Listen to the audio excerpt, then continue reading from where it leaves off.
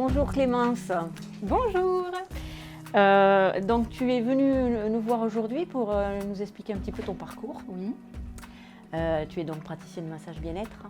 c'est exact. Praticienne de massage bien-être depuis septembre 2014. Le premier souvenir que j'ai de mes mains, c'est quand j'étais petite et que j'allais masser le cou de ma grande sœur ou de mon tonton ou de ma grand-mère. Voilà, et je posais mes mains et voilà, ça se faisait comme ça. Et de nombreuses années plus tard, j'ai découvert une méthode japonaise de relaxation. J'ai décidé de m'y former. Et de là, je me suis dit, je ne peux pas m'arrêter là, j'ai quelque chose à faire avec mes mains, mes petites mains, toutes petites. J'ai découvert qu'il y avait une école à Dijon. Je me suis dit, ben voilà, opportunité, pas très loin de l'école où allait ma fille en plus. Je me suis dit, non mais voilà, voilà, elle est là, c'est quelque chose que je dois faire, c'est pour moi, quoi. J'ai été licenciée en même temps de mon emploi, donc j'ai pu bénéficier du chômage pendant le temps de ma formation, qui a été partiellement rémunérée également par Pôle emploi. Et j'ai commencé en novembre 2013, je suis sortie de l'école en septembre 2014. Donc j'ai fait un cursus assez... Un petit peu accéléré. Voilà, un petit peu accéléré. Et voilà, et je suis ravie de la reconversion. Je suis à ma place, donc je suis très contente. Dans mon cabinet, je propose du massage bien-être. Je propose du massage assis en entreprise, mais ça c'est de manière assez, comment dire, assez ponctuelle, voilà. Quand ça se présente, c'est très bien, mais je ne vais pas non plus aller frapper aux portes et chercher absolument des contrats. Ce n'est pas ce qui me fait vibrer le plus. Je n'ai pas voulu faire de domicile. Je n'avais pas envie de m'immiscer chez les gens. Je voulais que les gens viennent dans mon univers, que ça leur fasse aussi une coupure. Est-ce que tu as rencontré des difficultés au niveau des locaux, quoi? Alors, oui. J'ai rencontré des difficultés au niveau des locaux. J'ai décidé de commencer à mon domicile parce que j'avais une pièce qui était indépendante, avec une entrée indépendante. Donc ça a duré quelques mois. Mais étant dans un village, j'avais du mal à développer une clientèle. C'était très, très, très laborieux. En 2015, j'ai eu l'opportunité de reprendre un cabinet sur Chenôve. Donc là, avec quand même une vie un petit peu plus active. Et ce cabinet, j'y suis restée un an et demi. C'était un cabinet partagé, donc j'avais d'autres personnes avec moi. Et je me suis sentie au fur et à mesure des mois pas très bien dans le cabinet. Je sais pas, une sensation négative. Et puis partager avec quelqu'un, c'est un peu compliqué. On n'a pas les mêmes horaires. Il y a des fois des problématiques sur le bruit ou sur ces choses-là. Et pour moi, ça devenait très pesant. J'ai eu la chance de trouver donc un cabinet à moi, à 200 mètres d'où j'étais avant. Donc ça, c'est un petit local indépendant. J'ai 2 pièces.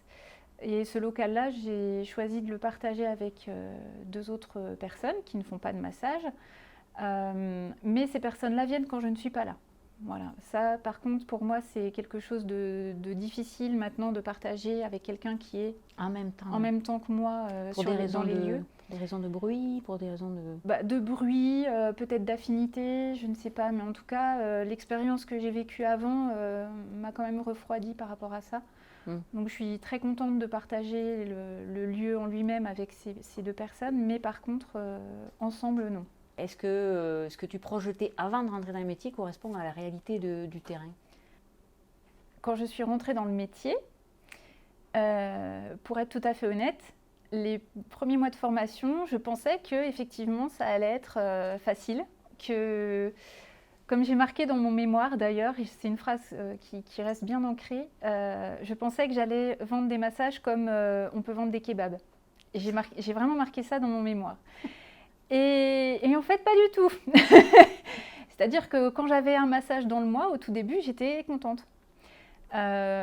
Donc, effectivement, la projection que j'avais n'était pas du tout la bonne.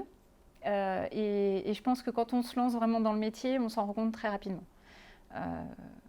Voilà, donc il faut bien être conscient qu'il faut de nombreux mois, voire de nombreuses années pour vraiment être posé dans son métier et arriver à, en tout cas, en vivre à minima.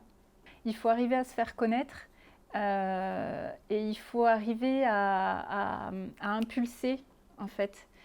Une personne qui va être ravie va peut-être impulser d'autres personnes, donc c'est le bouche à oreille, hein, ce qu'on appelle un petit peu communément.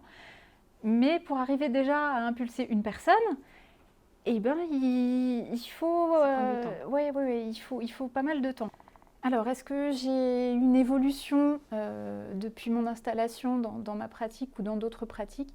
Oui. Et c'est très récent. Voilà. Je suis en train de m'ouvrir à d'autres chemins. Parce que le massage, dans un aspect technique, ça apporte de la détente, on va aller chercher des tensions, on va pouvoir soulager le corps. Mais pour moi, un bon massage, c'est pas ça en fait. Ça n'engage que moi. Mais un bon massage pour moi, c'est de l'échange, c'est de l'amour. Et ça a quelque chose d'émotionnel en fait. Et moi, c'est ce que je recherche maintenant. Donc mon massage évolue. Et plus on pratique, plus le massage évolue.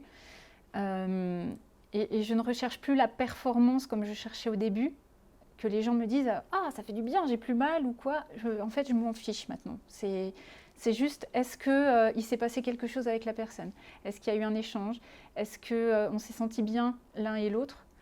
Et moi, à partir du moment où je ressors de mon massage et je me regarde dans la glace et je souris, et ben je me dis que ouais, j'ai fait un bon massage. Voilà. J'ai découvert beaucoup de choses sur moi avec ce confinement et effectivement j'ai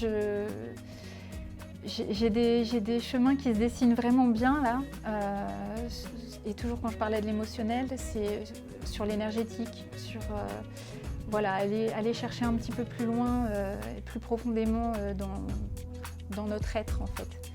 Mais en tout cas, oui, il y a des projets autres, mais toujours dans l'idée de l'humain et de faire du bien.